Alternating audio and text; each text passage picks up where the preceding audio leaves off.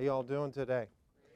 Well, it takes a lot of courage to be the last person of the day, okay? So, but I'm excited to be here. I just want to thank Jeremy and his staff for putting this together. What a great thing this is for our community, for our school, for everybody. So I hope I can give you like the next 3 hours of really good information. And then everybody left, and I was here talking to myself. So when I was praying about this and thinking, what do I talk to a bunch of leaders and people that some of you know more than I do in your particular craft, what do I really talk about that when they leave here, they're going to be armed with something that they didn't have before they got here?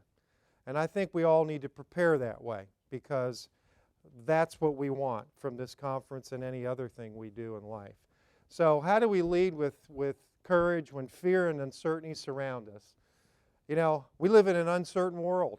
We live in a world that the leader's role has changed immensely. It's not the role of 10 years ago. It's not the role of 20 years ago. It's not even the role of yesterday. The role is continually changing. So after thinking about that, I thought about courage, and then what comes in line with courage is balance. You know, I've mentored a lot of people. I've put a lot of principals in positions. I've had the great opportunity of observing a lot of people, and I noticed the ones that really were the upper echelon, so to speak, had a balance to them. No matter what hit them during the day, no matter how many questions battered their soul during the day, they were what we call unflappable. They didn't show it. Now maybe inside, you know, they were they were taking a beating, but on the outside you didn't see it. So courage plus balance, I believe, equals success. Now that's not the only formula for success, okay? Let me state that clearly. There's a lot of other formulas. But talking about courage, how do we create an emotional balance to have courage? Remember this guy? Okay. Well, for some of you folks my age, which there's not too many of you in here, the bottom line is this was a great movie. When I first saw it, I had to run in my room because I was so scared of the witch. Okay? But this was the Cowardly Lion. He was the last character, if you remember, Dorothy met on that trail. And you remember the depiction of this character. It came into that dark part of the forest, and it was all gloomy, and everybody was, you know, kind of getting like eerie. And this guy pops out, okay? And he's running around, scaring everybody or trying to scare everybody. But I look at this as the fact that deep down he was a coward, see? But he used his fur, he used his face, he used everything he had to reveal the fact that, you know what, I'm really somebody, but I'm not. Okay? I can tell you, we've got leaders out there, okay, in different realms, that this is how they spend their day. Now, I know that's hard to believe, but there are some that spend their day with this face of ferocity on them, that they got it all together, but deep inside there's a void. There's a cavity. There's something in there that's not clicking. Okay? So what do we want to do when we leave here and to think about? What I want to project to you is, how do we get beyond that? How do we get beyond that void of and saying, you know what, even though I have courage to do the right thing, I know it's not easy. Okay? See, with a courage to do the right thing comes also a discipline. Your life has to be of discipline. Spiritual discipline, physical discipline, whatever discipline you utilize, that is how you become the better person, through discipline. Not the only way, but that's a lot of it. Okay? So I just thought I'd shoot that up there for you to kind of remember this guy. So what is courage? What is it? Well, I believe it's a conviction of the heart. You and I talked about the heart this morning, right? Didn't we? Well, I figured it would come back again. Okay? The heart is a wellspring of everything. See, what's in the heart will come out, good or bad, right? But where your heart is also is your treasure. That's biblical. Okay? The bottom line is that all comes out somehow, whether in good or bad. Okay? And if your heart is thinking negative thoughts and negative motives, you will portray that eventually. Now, you may be like a chameleon, and you may be able to hide that for a while, but eventually it's going to pop out. Okay? So the people are going to see the real you eventually. Okay? So my last class I taught was Multicultural Leadership. I do this sometimes. We go off-site. So any of you interested in PBA, we utilize every resource to educate our students. So we even went to the movies, okay? And we had a row of 8 people, all from PBA, all right? And guess what? We went to see Just Mercy, okay? Now, how many people in here saw that movie? All right? If you haven't seen it, I'm not going to give you, I've seen it twice. It was that good. And I probably would go back for 3. Now, I have seen a lot of movies like the next one you're going to see more than twice. But the bottom line is that movie dealt with some interesting discussion when we brought it back to the class.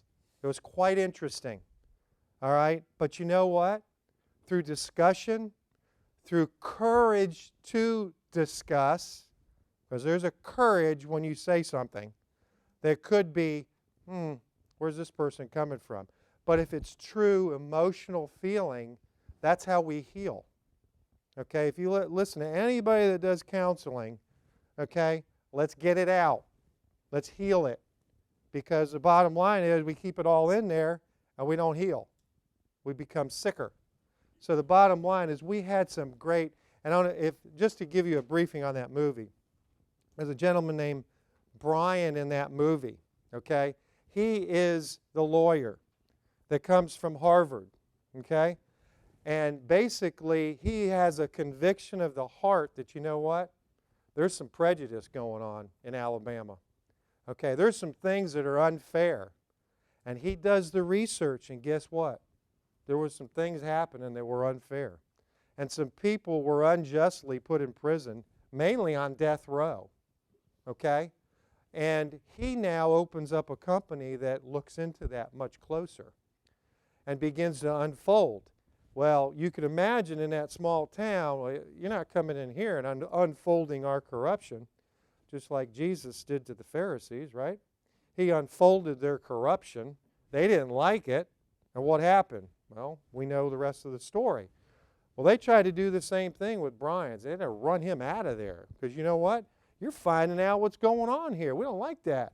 You know, we put these to rest 20 years. We put these people in prison, and they're going to stay there.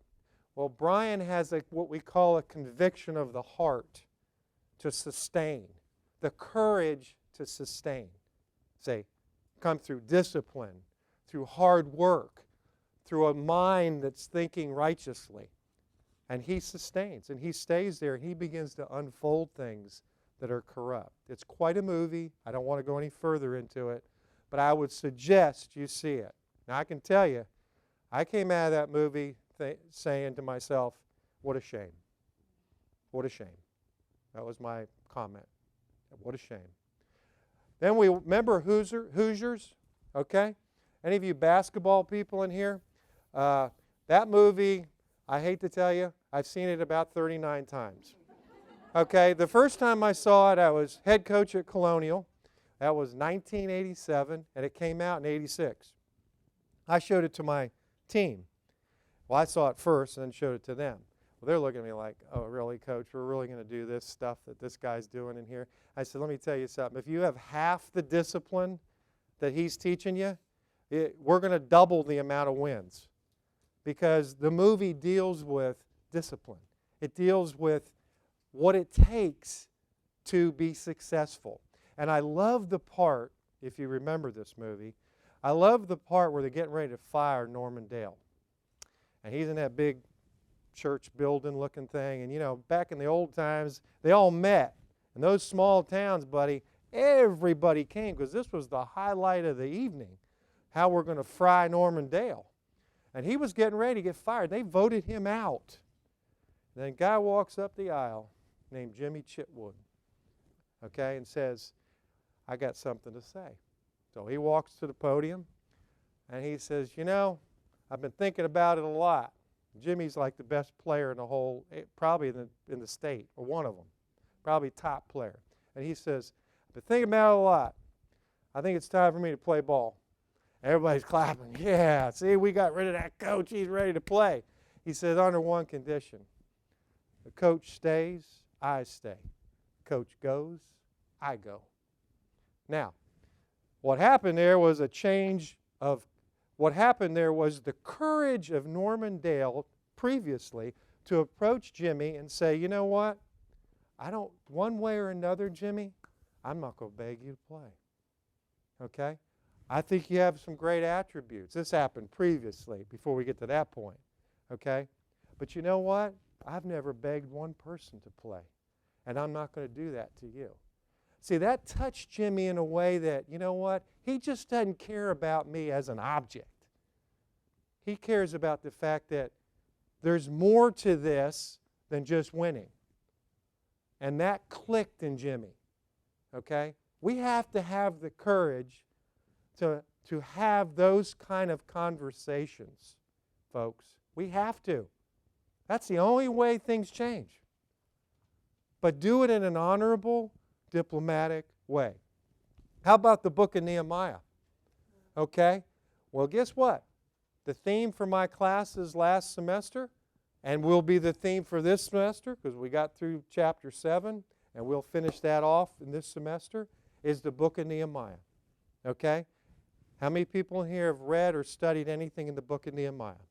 The Book of Nehemiah is a great example of courage. It's a great example of courage under fire. It's a great example of deception trying to counteract God's will. Okay? The whole book. Because Nehemiah is fighting, he's trying to build a wall and builds it in 52 days. Okay? Which was an incredible miracle in itself. But while he's doing that, he's got these guys, Tobias, Sanballat, the Arab, all these people. Now, these weren't just names, folks. They were what? They're pretty powerful people. They had connections back there in Jerusalem. Okay? There were connections. This wasn't just a group of people that said, hey, you know what? We don't like Nehemiah. They had a lot of connections. So they tried the deceptive way. They tried the, hey, let's lure him in way to the temple. Remember? Let's get him in the temple. And guess what? That won't be right because he's in the temple now. We'll catch him here. He's not supposed to be in this part of the temple. So we'll kind of incriminate him through that way. That didn't work. Nothing they could do worked. You know why? Nehemiah had a conviction of the heart. And when there were problems and things were going south, he didn't go, you know what? I think it's just like we talked about before, but what? And what? No. He said, it's time for me to pray. I'm going to step away from that right now. It's time for me to go get strength from God. So that's a powerful message of courage and conviction. Let me give you some personal insight. I don't like to throw a lot of personal in these type of, but you need to hear it. Okay? You need to hear some of this. So maybe you're flirting with this right now. Okay? You're looking at, well, what do those dates mean? Well, they mean a lot to me. Okay? June 2005. All right? Sitting there, I had just finished my doctorate. Okay? I was Area 2 Superintendent of Schools, Brevard County, 21,000 students, 28 schools, and a lot of headaches. Okay? But you know what? A lot of growth, too. A lot of growth as a person. A lot of growth. You had no choice. You had to grow. And I'm sitting there and I'm going, you know, Lord, we're right here. I finished my doctorate. You know, what else you got for me? I mean, I wasn't content. The whisper was happening. The whisper of, I got more for you. And I'm thinking, well, how can you have more? I mean, I'm busy every day. I work 12 hours a day and then come home and answer complaints. I mean, what else is there? You know, that was my mindset. But he kept whispering, there's something else. I got more for you. And I kept listening. Well, that listing went on for about 2 more years, till July 29th, 2007. I'm sitting there listening to Reverend Troy Dobbs do a sermon at First Baptist Church in Merritt Island. And he had asked me before that, hey, David, I really want you to come over and be superintendent of Merritt Island Christian School. I said, Troy, come on. I mean, I'm made for the big leagues. You know, that's minor leagues. You know, I got 21,000 kids, 28, and I'm way up there on the ladder. I'm going to go to Merritt Island Christian School. He said, yeah. You're the one that God's appointed. You're the one God told me to ask. I said, well, I don't know what to tell the Lord, but I'm not ready to go there. I'm not ready to go, you know? So that began the battle. That began the battle of the will for about 6 months, back and forth. Okay? You know who won?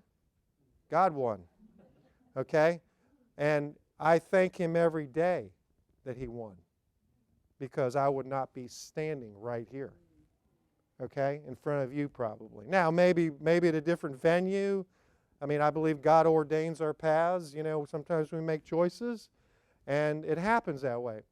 So, July 29th, I've got it written in my Bible, I went up to the podium after Troy gave his sermon on faith, Hebrews 11, stepping out in faith, and I said, Troy, I'm ready to step out in faith. He said, what do you mean? I said, is the job still there? Because I have nowhere else to go but say yes, because I was so convicted. Now, why do I tell you that? Because you had to have courage. When you make decisions like that, it takes courage. It takes and my own brother called me a fool. My family were like, what are you doing that for? You only got 4 more years and you'll have a total of 30 years in public schools, and then you can tell everybody what to do, you know, especially at the superintendent level. I said, because the call is now. The call isn't happening. I don't know what the call will be. I don't even know if I'll be here in 4 years. Okay, but I know one thing, I'm here now, and God's calling now.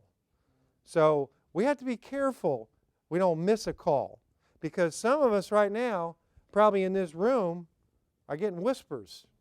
You know, you've had whispers in your ear like, hey, you know, you're doing a great job there, but you know what? I need a little more for you. I need a little more from you. So how are you going to do that? Well, it takes courage, it takes guts. It's not easy, okay? Now, I'm not saying all of you to give up your jobs and become, you know, people that can't afford to pay your rent. That's not what I'm saying. What I'm saying is when you hear those calls, be careful. Because if God's got you, they don't go away. Okay, it's kind of like my wisdom tooth that bugs me. It won't go away. You know, it's just a little pain in there, you know, and it just doesn't go away. So I got to get it either pulled out or something.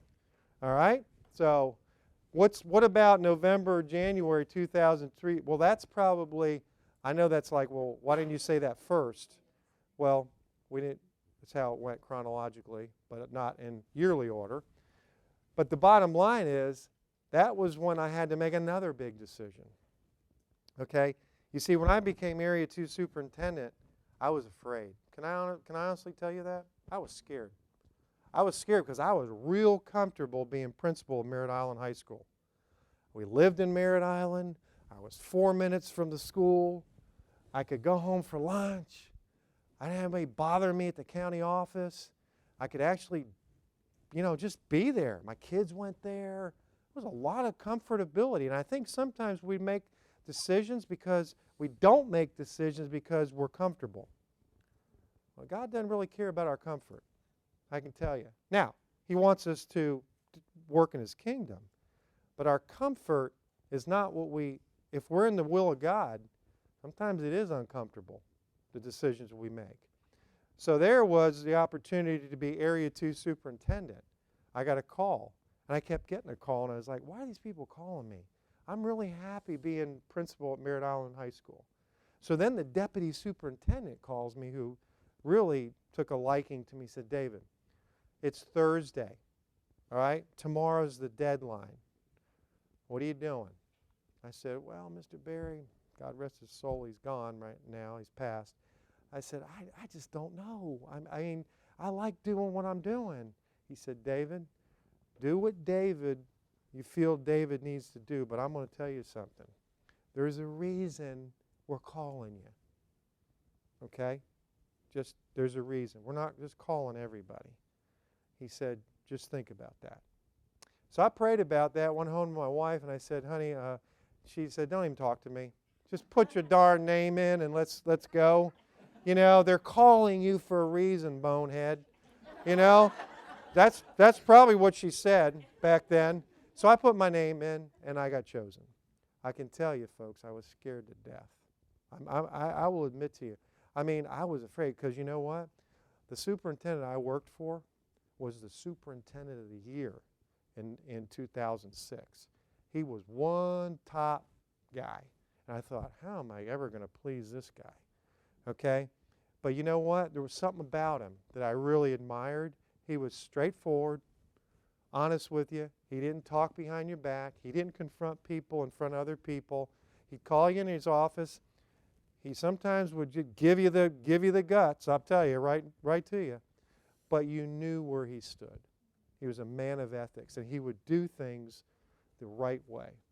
So I accepted the job. I was there 5 years with him and the whole district, and you know what? It was incredible. I learned so much in those 5 years. It was unbelievable. There's two types of courage. There's more than two, but there's two we're going to talk about, okay? The courage to make the big decision, okay? Harry Truman had to make a big decision in World War II, didn't he?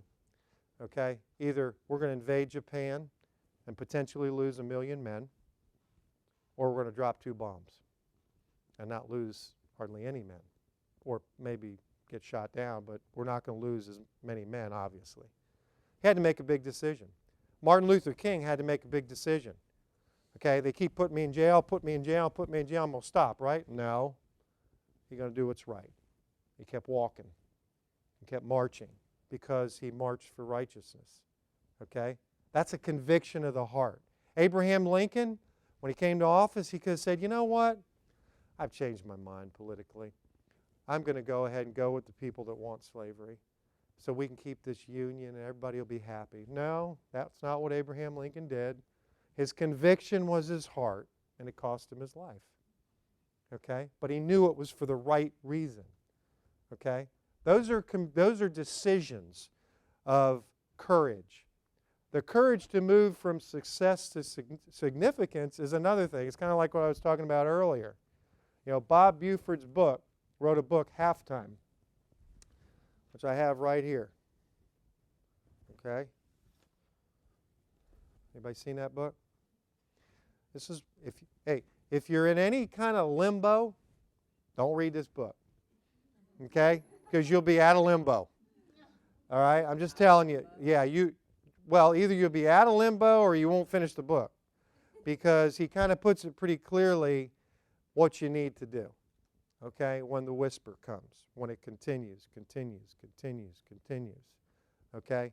And he talks about his own life in here, how it changed because his son Ross and 3 others, Ross was graduated from Texas Christian and just had graduated, took a job being very successful, $200,000 a year, right out of college. He was doing a lot of great things. Two of his friends and him decided to swim the Rio Grande River. You know where the Rio Grande is? It's kind of between Mexico and South Texas, and a very, current-filled river, okay? So their challenge was, we want to get to the other side. Well, guess what? They didn't make it. And Bob got a call that his son was missing. A few months later, they found his body, okay? Changed his whole life. Changed his whole life. So bottom line is, all that, he had a great business going. But all that became second nature. Because now he began to identify with the self that it's about significance. This second half of my life is about significance. It's the courage to jump from being Mr. Successful or Mrs. Successful to being significant. Okay? Because it put in perspective the fact that he just lost his son. It could have been him. Could have been anybody. Okay? So I think it's worthy of us to think about that. This is an excellent book. I don't get any, cutbacks on this book. So I'm just saying I've read it over and over, and I've spoken from it a few times. Okay? So, how about some concluding points here to ponder? Okay? I call them PTPs. You can call them whatever you want to call them. Okay? All right. Let me go through these and just kind of elaborate a little bit on them. All right? Fear is real, but it can be healthy. Bible says in Proverbs 1:7, the fear of the Lord is the beginning of knowledge. Fools despise wisdom and instruction. Now, that's a healthy fear, the fear of the Lord. That doesn't mean, oh my gosh, we've got to, just get down and be stymied into doing nothing, inactivity. That's a reverent fear of God, a reverent fear, okay? So the fear is real, isn't it? I mean, but it can be healthy because it prepares us for the next steps of what we need to do. But if we let it stymie us into being marginalized because we're so afraid to do anything, then we're not going to do anything. All right? So it can be healthy if we let it. But if we let it go further, what can happen? We can become marginalized. We can become stymied into not moving forward. And that's not what God wants. That's not what anybody wants. Courage and emotional integrity must work together. Now, there's a key 2 words in there, emotional integrity. Okay? Jim talked about integrity here earlier today, Dr. Jim Laub. I think that's been thrown around a lot. Not thrown around, I think it's been part of what is. So what's emotional integrity? Let me ask you that question to get a little feedback here. What would you say if I said, you know what?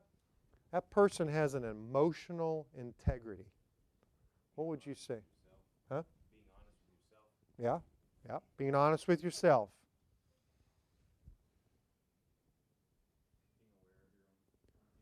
Being aware of your own feelings. Anybody else? Allowing yourself to be vulnerable. Yeah. Listen to your heart. All good. Our emotions can take us one way or another. Our emotions can take us into being a person without integrity. And that can be very detrimental to not only ourselves, but the people that we lead. So we've got to be careful. We've got to be careful that we're built on emotional integrity. Courage allows us to face the brutal facts. Okay? What are brutal facts? Well, Jim Collins talks about brutal facts in his book, Good to Great. Has anybody read that book? Okay? That's great. No pun intended. Okay? Just seeing if you're awake this late in the day. Okay? But he talks about that the companies that really were able to be open to, you know what? You got a few things here you got to work on. But you know what? If you work on these, you're going to go from good to great. We're the ones that actually went from good to great. Now, I don't know about you, but I've had a lot of opportunities, and Miss Wright and I were talking about this a little bit, to either work with companies or talk to people or churches, ministries, schools, businesses, and sometimes they don't want to hear the brutal facts. I was like, don't tell me that. I don't want to hear that. That's not us. And you're not telling them because you want to look better than them. You're telling them because there's potential there to get better. But sometimes we don't want to hear the brutal facts. Okay? But we got to be open to the fact that when we really listen and we build strategies to improve, we can really improve and get better. Mike Krzyzewski said it this way. They asked Mike Krzyzewski, coach at Duke, okay? One of my favorite coaches because he's not only a coach, he's a teacher. Okay? There's a lot of guys out there, they coach, and that's great. That's what they get paid for. But this guy takes a vested interest in each one of his players. Vested. I mean, family, what you're doing here. That's why one of the reasons he's successful. Okay? They asked him, well, you know, Mike, how is it year after year you're successful? You know, you got a winning season. Doesn't win the championship every year, but he's usually in contention. Okay? He said, you know why? Because my strategies, my standards never change, but my strategies are constantly being modified. And I thought, you know what? That's a great thing to be said for us as leaders. You know? Our strategies are constantly being what? Looked at. Is this strategy working? Yeah, that one's working. Okay, what about this one? Well, no. Okay, we need to look at it. Okay? Our standards over here, hey, X amount of data, we don't change those. Got to come to practice on time? Yeah. Okay, we're not changing that and saying, well, you can come 5 minutes late and everything will be fine. No, we're not changing our standards. That's our standard, and you got to go by it. But our strategies, we look at modifying those to get to that standard. Okay? Courage allows us to face unconscious bias. In my class last 8 weeks and even prior to that, we talked a lot about unconscious bias. Okay? Tell me what you think that means. That's right? It's being unaware of how our worldview are the sum total of our experiences, color or frame how we look at things and look at people. That's We a all have bias, it's what makes us human, but understanding what that is so that Yeah. we can be intentional in our yeah. That's excellent. Anybody else got something to add to that? Because that's pretty good. I can tell you. I would say also in the conversations that we had, basically, we do it so subtly, and we don't even sometimes know we're doing it because of our family, our culture, how we grew up, the things that have been told to us. That was the beauty, and Martha can attest to this, and when we came back from the talking about that just mercy, there were some definite things that came out on the table that really, whether you were African American, white, Hispanic, whatever you were, they came out on the table, okay? That, you know, over the years I've been taught to, you know, and fortunately, we have been able to move away from, you know, from the conversations in there, that kind of a bias, but it still lures in us. It wants to control the way we think. So we all have them. It's just how are we conscious of our unconscious bias? Because they're there. Okay. Yeah. Mm-hmm. Right. Oh, absolutely. Yeah. Yeah. Hillary?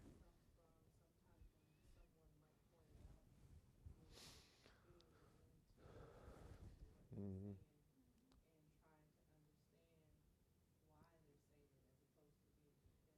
Yeah.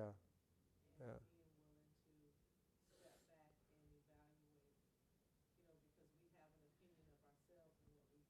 Mm-hmm. Right. That's right. Yeah.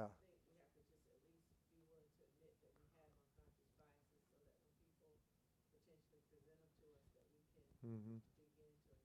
Yeah. Very true. Very true. And the final one on this page is courage allows us to step away from our pride.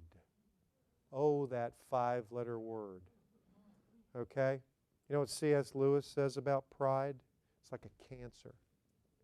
Okay? It's a cancer that envelops us to the fact that it minimizes the way we love. It minimizes our contentment. It minimizes how we think overall. You know, it was one of the 7 deadly sins in the Bible, was the sin of pride. He calls it, in his book, Mere Christianity, C.S. Lewis. How many people have read that? Okay? Because that's one you got to read about 3 times, and then you might not even get it. It's deep. Okay? But it's great. It's deep but great. But he calls that the great sin. It's the great sin. Because it's the sin that seems to put us all in this little quagmire of how do we get out of ourself to be impact in the kingdom. It's not easy. You know, we have to just virtually throw ourselves out of the way.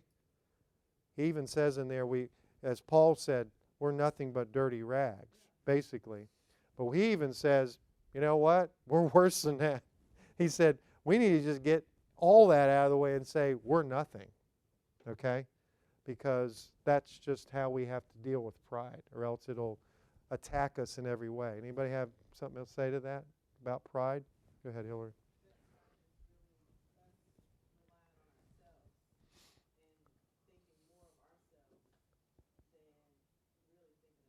Mm-hmm.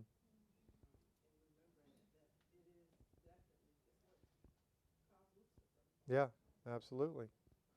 You had something over here. It minimizes how we love.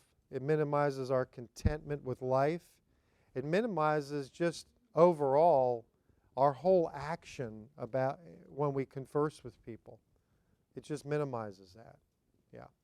Go ahead. My husband said this in a speech, so I feel free to Mm-hmm. he dealt with an addiction, and for a long time he thought the reason that he couldn't talk about it was because of shame, and he finally realized that it was because of pride. Yeah, that's exactly right. And you know, pride can mask itself even in the Christian realm.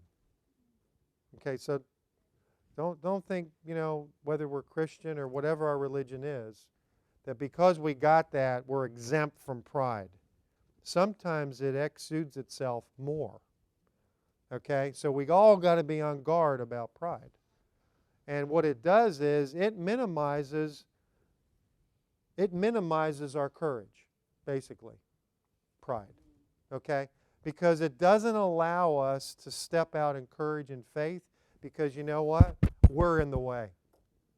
Well, don't do that. Don't do that because, okay, God might be calling you, but don't do that. It's okay. You know, take care of that right now. Don't do that. Okay, because I, and I now has clouded the whole scenario. And you're not going to do much of anything. Okay? Now, once again, I'm not telling you to go out and just give up everything if you're not, that's not what I'm saying here. Okay? What I'm telling you is to be aware of the whisper. Okay? Beware of the way the Lord speaks and have the courage to say, you know what, I need to at least look at this and pray about it. That's what I'm saying. Your gifts are not about you. Leadership is not about you. Your purpose is not about you. Living by faith and love, guided by God's Spirit, following Jesus is about serving those who need your gifts, your leadership, and your purpose. Okay? Now, why did I sneak that in there? What's that got to do with courage? Because if you don't understand that, you're not going to have the courage to do anything. Okay? If you don't understand it's about serving first, like you've heard all day today. Okay, this is a servant leadership conference, right? If you don't understand the basic foundation, stepping out in courage isn't going to happen. It's not going to happen. Okay? So, questions. We have a little bit of time for questions. I think we have a few minutes. Couple? 5 minutes. What happened? Well, I will attempt that. You know, I am not the technological genius, but I think I know what arrows do. Oh, look at that. Wait a minute. It's not letting me go. Oh, there it is. Huh? Yeah, I tell you. Amazing. So, questions and comments, anything that's maybe hit you today that somebody else can maybe talk to, or, you know, in this little exercise we've done. It makes a lot of sense because today has made me realize how much I've been whispered to and how much I'm getting in the way of it. Yeah. And I just realized that it was my pride. I thought it was fear, but I really think it just might be Could be. Could be. I